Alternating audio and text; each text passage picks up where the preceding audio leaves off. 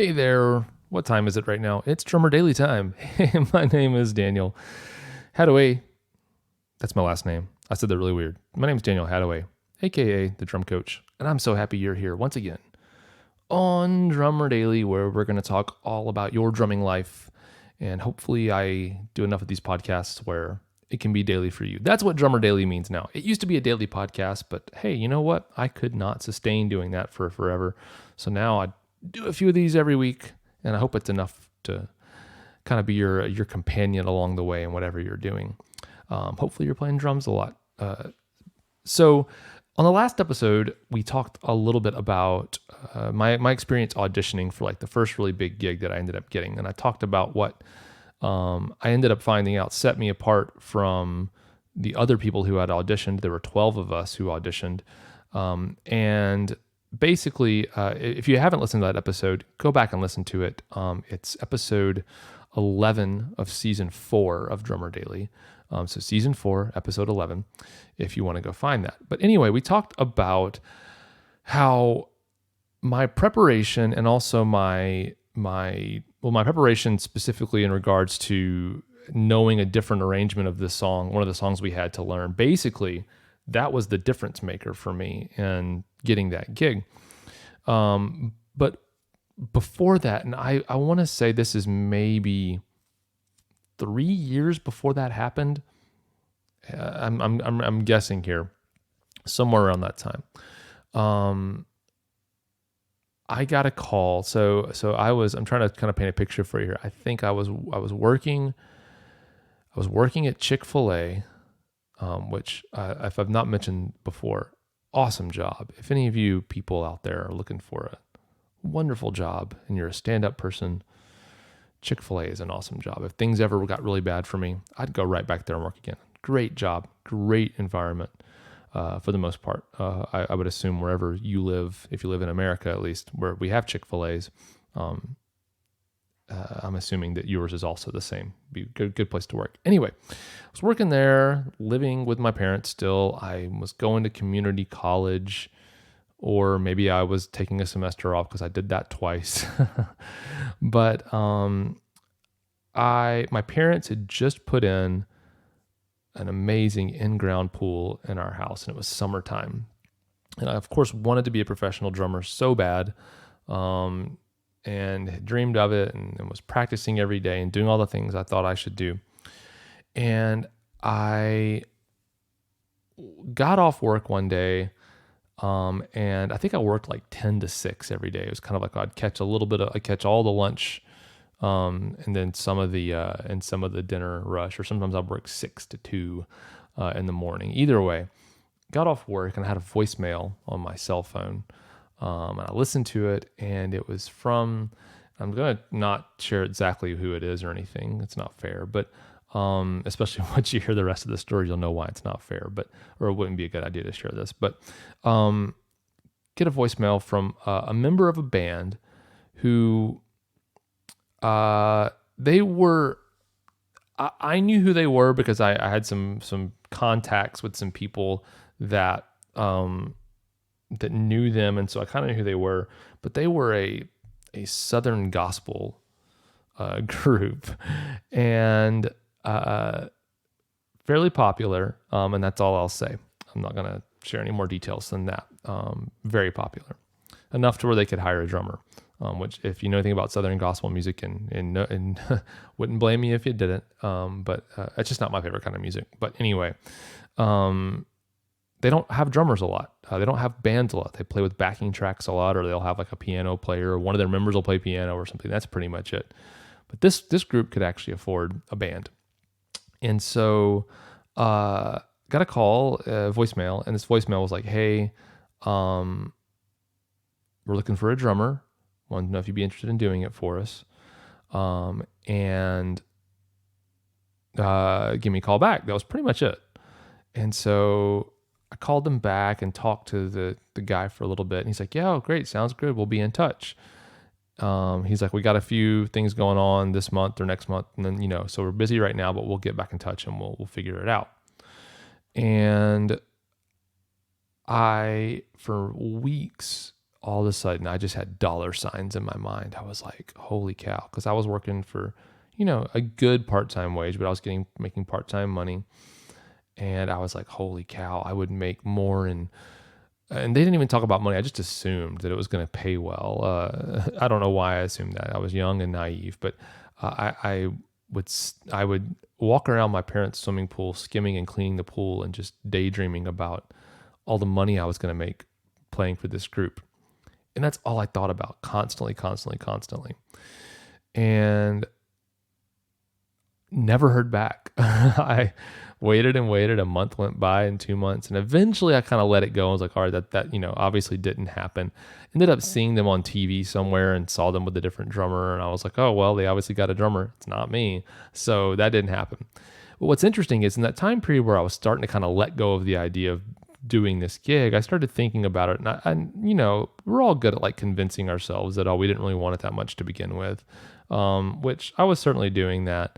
But I actually started thinking about it for real too. And I was like, you know what? Like, I really, I'm not a fan of Southern gospel music, not traditional Southern gospel music. And again, nothing wrong with it.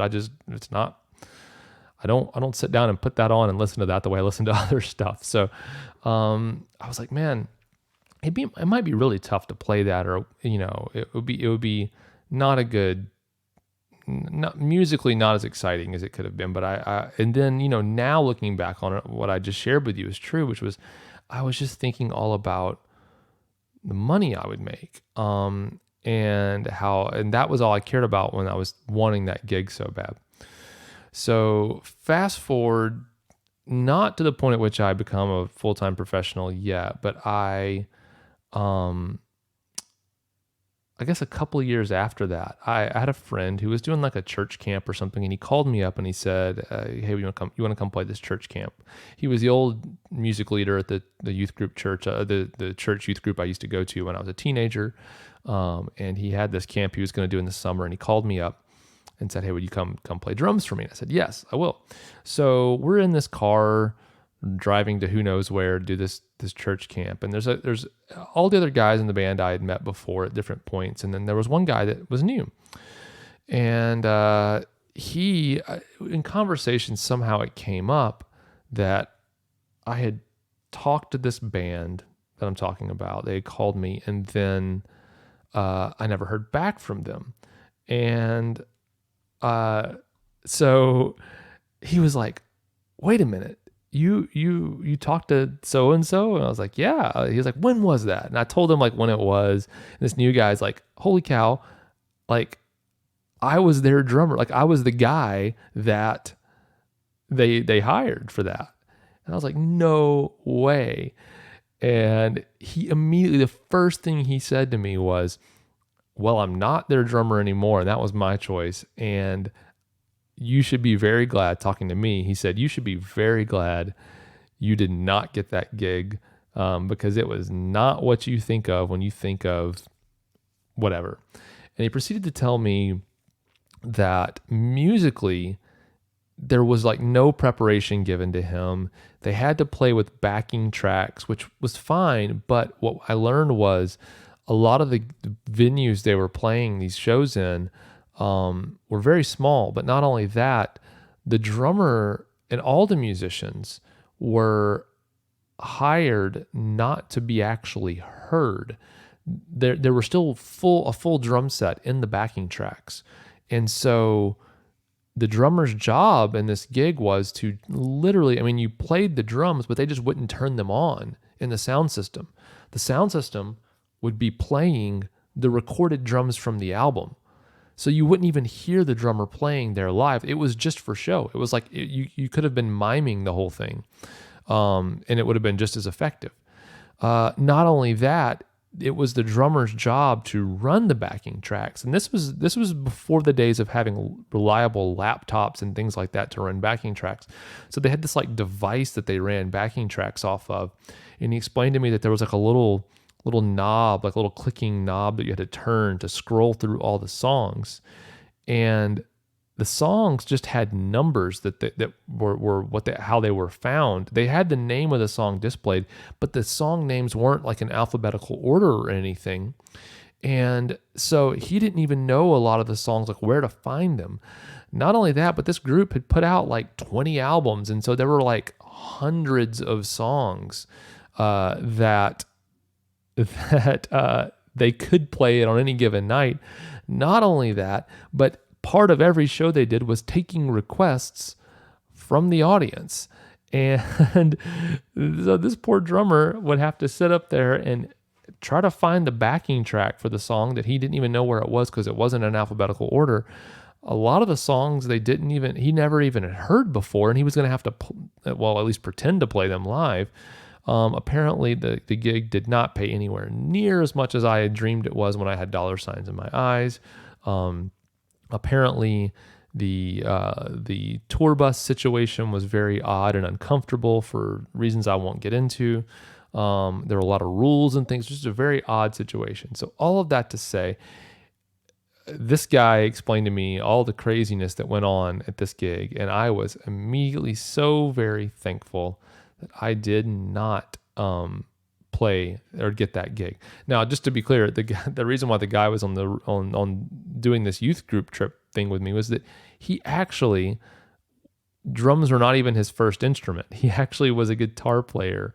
And so to show you the standard of, because it didn't matter if you played right or well or not, because you weren't going to be heard in the room.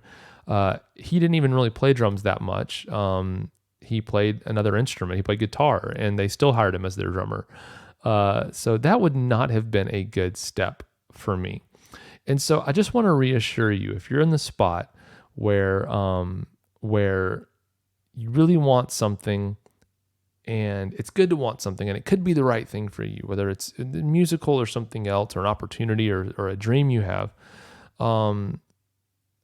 go after it as hard as you can and prepare for it and do what you can. That's what the previous episode of this one was about, was go after like that's the only thing, and you need to do everything you can to achieve that goal.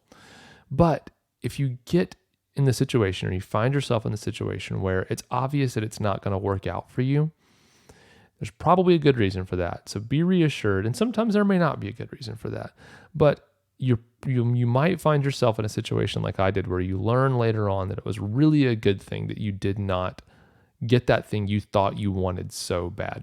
So run after your goals as hard as you can as a musician, but don't get too attached to a specific outcome, because when it doesn't work out, or if it doesn't work out, there's going to be something later on. Because I'm not kidding, it probably was maybe less than a year or so, or right around a year after I had that experience where I met this guy who told me about that gig that I thought I wanted, but I didn't. That's when the audition came up, and I ended up getting the gig that was, at the time, it was my dream gig. It was everything I wanted, and it was so exciting. That was everything it was cracked up to be for me, for the most part. And so you never know what's around the corner. If something doesn't work out for you, it doesn't mean that nothing's going to work out for you. It just means that there might be something better waiting for you around that corner.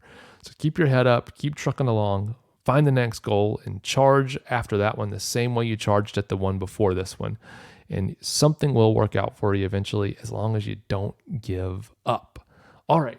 Thanks so much for joining me today on Drummer Daily. My name's Daniel, and I'm so happy that you were here with me. We'll talk again really soon, but bye for now.